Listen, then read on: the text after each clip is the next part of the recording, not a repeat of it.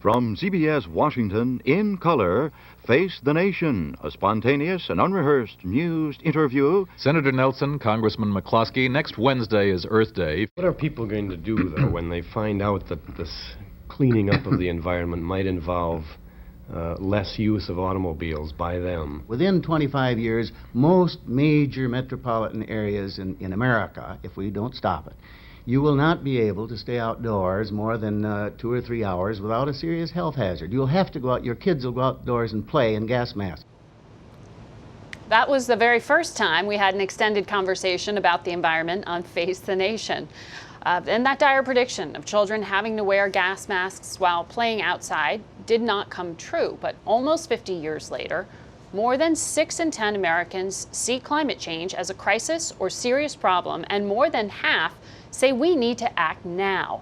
Our CBS News poll out today also shows that just 1 in 10 Americans say human activity does not contribute at all to climate change.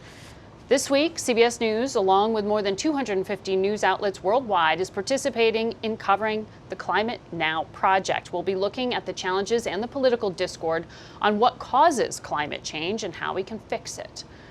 Our poll also shows that 2 in 3 Americans trust their meteorologists for information about climate change. So who better to kick off this special series than CBS's own climate and weather contributor, Jeff Berardelli. Jeff, good to have you here. Good to be here. So part of the political argument around climate change is whether or not man plays a role in it. What does the science tell us? Yeah, so unequivocally, the science believes that it's caused by human beings, by our burning of fossil fuels and our release of these heat-trapping greenhouse gases. 97+% of scientists, there is a consensus, agree that it's caused by humans. These are the scientists that study it day in, day out. It's actually probably closer to around 99% or so. The last 5 years have been the hottest on Earth. It is the warmest it's been in modern human history, maybe even going back tens of thousands, if not hundreds of thousands of years. I mean, we are a force of nature. There are 7.6 billion people on this Earth right now, and obviously things are changing pretty quickly because of that. And the argument, you have heard even members of the Trump administration say the climate is not definitive. What you're laying out is a very different description. And in our polling, we're seeing that Americans are willing to do things that they think will help the environment, recycle, use energy efficient light bulbs, plastic bags at stores. Do those things make a dent in the problem you're describing? So each individual thing we do doesn't. But if we have conversations and society starts to become more sustainable, kind of a grassroots thing where, you know, the low-hanging fruit, you only have to do the little things, and those lead to better habits and kind of rub off on the people around you, your family, your friends. Have the conversations, and that starts a grassroots movement from the bottom. At the same time, we need it to come from the top as well. So yes, it does make a difference, not the individual, let's say, plastic bottle that we're not using, but not using a plastic bottle hopefully leads to better habits in your life and in the lives of people around you. We need to become more sustainable with this Earth. We have seen some really powerful storms and hurricanes. Are those driven by what you're describing with the climate changes? Yeah, so absolutely, that's part of it. So first of all, ocean heat content has been rising and sets records every single year. About 93% of the excess heat that's trapped by greenhouse gases gets stored in our ocean. Thankfully, otherwise we'd be burning up right now. The problem is all that builds up in the ocean and comes back as extreme weather. So first of all, we have hurricane cycles that are natural, and right now we think we're in a natural uptick. These cycles last around 20 to 30 years in the Atlantic Basin. However, on top of that, we've warmed the Earth by around 1 degree Celsius, about 2 degrees Fahrenheit. And there's research out there that shows that for every 1 degree of global warming, we see a disproportionate number of Cat 4s and Cat 5s. It increases by 25 to 30% the number of Cat 4s and Cat 5s. We see it with storms like Irma and Dorian, which just demolished the Bahamas. And here's the craziest part of this.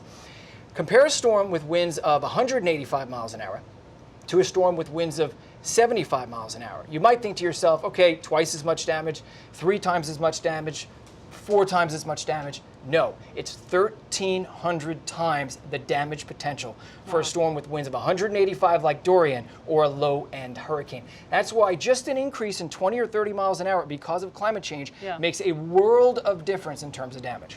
So when we talk about solutions to this, the Paris Climate Change Accord that the Obama administration joined, the Trump administration says it's pulling out of, it locked in or tried to lock in temperature rises at just 2 degrees Celsius.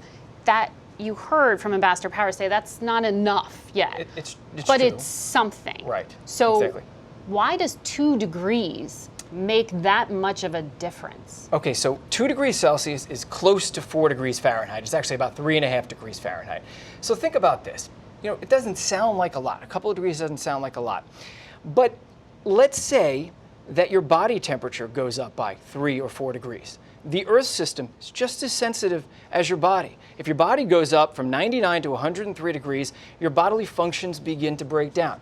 Same thing in the Earth. Same thing in the Earth. Everything's very sensitive, everything's very interconnected, and things begin to break down. That's what we're concerned about. What's the impact on the economy? It's a huge impact, especially as we head decades forward. Right now, we're already seeing a lot more billion-dollar disasters, so it's already impacting us. But think about this. If the seas rise 2, 3, 4 feet, look at all the trillions of dollars of real estate is in the way of that. It's going to desertify, climate change will desertify large areas of productive agriculture. So people won't be able to make a living anymore. They will migrate. It forces international migration. Picture the time when instead of 10,000 people kind of knocking at your door, we have 100,000 people knocking at our door. It causes international instability. What I would say is there are things we can do. Renewable energy is something everybody agrees on, Republicans and Democrats, and so we should move forward fast. Thank you for connecting all those dots for us. You're welcome. My pleasure. And next week, we will talk with former Secretary of State John Kerry. He negotiated that Paris Climate Change Accord in the Obama administration. That's next Sunday on Face the Nation. We'll be back in a moment.